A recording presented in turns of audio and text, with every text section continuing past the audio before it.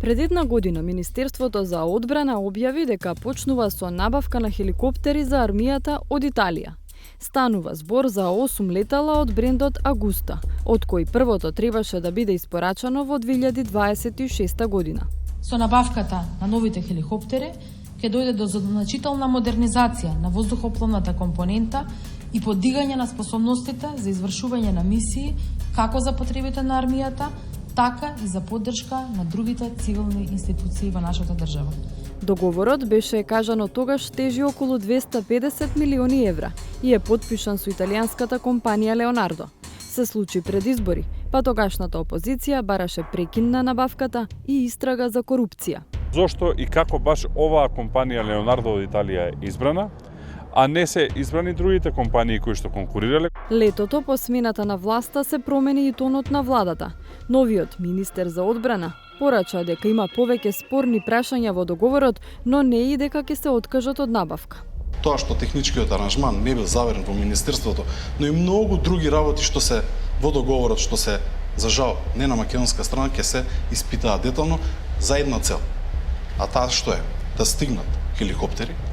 Па докаде е постапката за хеликоптерите? Дали ќе се преговара договорот или владата се подготвува за арбитража?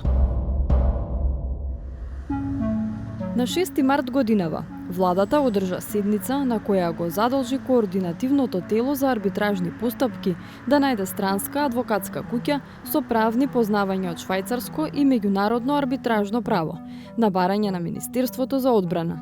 Телото, со кое председава вице-премиерот Александар Николовски, имаше рок до 10 март да побара понуди. Со оглед на тоа што помина еден месец од тогаш, во владата прашавме дали е избрана и која е адвокатската куќа со која ќе се советуваат за договорот за набавката на хеликоптерите. Од владата ни одговорија: Како влада можеме да информираме дека избрана адвокатската куќа Three Crowns, која ќе ги застапува и штити интересите.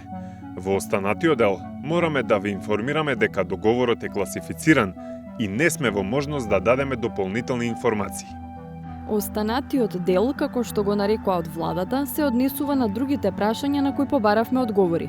Кои се недостатоците и правните предизвици произлезени од договорот склучен со италијанската компанија Леонардо, што се очекува да бидат надминати со помош на меѓународна адвокатска компанија. До кога е рокот во кој треба да биде завршен процесот на консултации пред да се премине во фаза на репреговарање или арбитража? Прашањата се отворија по неодамнешното телевизиско гостување на министерот за одбрана Владо Мисајловски, кој го повтори ставот дека договорот за хеликоптерите има бројни правни недостатоци кои ќе треба да се надминат. Имаме ревизија направена и оддадена до одредени институции да се провери. И таму има некои процеси што некој ќе треба да даде одговори, но мене што ми е најважно? Најважно ми е како правно да ги сплатиме средствата, а тоа е втората рата, кој што морам да признаам дека во договорот, иако согласно текстот и членовите пишува дека треба да се исплати согласно член кој што не постои во договорот, а ние треба да исплатиме 35 милиони евра, затоа не е потребна правна експертиза, за да може потоа да го платиме вториот дел, а исто така паралелно да разговараме како да го подобриме договорот. Мисајловски кажа дека до крајот на март ќе имаат состаноци со представници на италијанската страна за да се испеглаат делови од договорот. Па во Министерството за одбрана прашавме дали се одржале средбите и дали за Леонардо Хеликоптерс се прифатливи забелешките на македонската страна. Оттаму само Кусо одговорија дека избрана е компанија која ќе дава стручни правни совети во овој процес.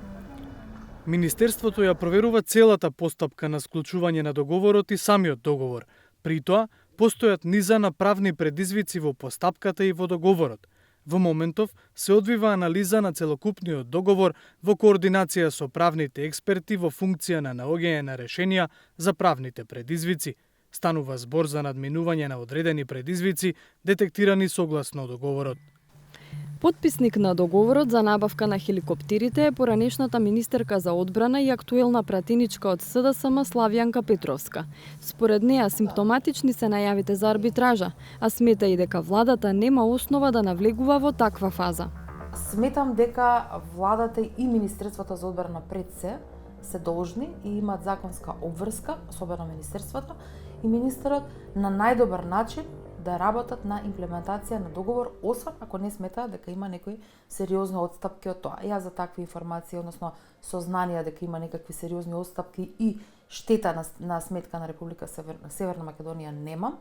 Она што е меѓу последните изјави е изјавата на вице-премиерот на владата и министр за транспорт и врски кој претседава со арбитражното тело, че нам беше соопштено во јавноста, и кој соопшти дека побарале куќа, адвокатска куќа која ќе посредува во ситуацијата.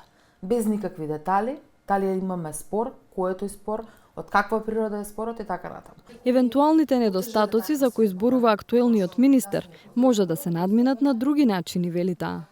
Она што искуствено јас можам да го споделам е дека при имплементацијата на претходни договори склучени влада со влада, кои јас сум ги наследила и се дел од континуитетот во министерството, не се одраз на никаква лична одлука, сме наидувале на слични предизвици при имплементација на договорот, без оглед дали станувало збор за точни датуми на утврдување на испорака на определена опрема и вооружување, дали станувало збор за начин на исплата и така натаму, и тоа многу едноставно сме го решавале во рамките на министерството и пред се во разговор со компанијата, односно оние со кои што сме го склучиле договорот. За евентуалните недоразбирања и правни недостатоци се обидовме став да добиеме и од компанијата Леонардо, како и од амбасадата на Италија во земјава.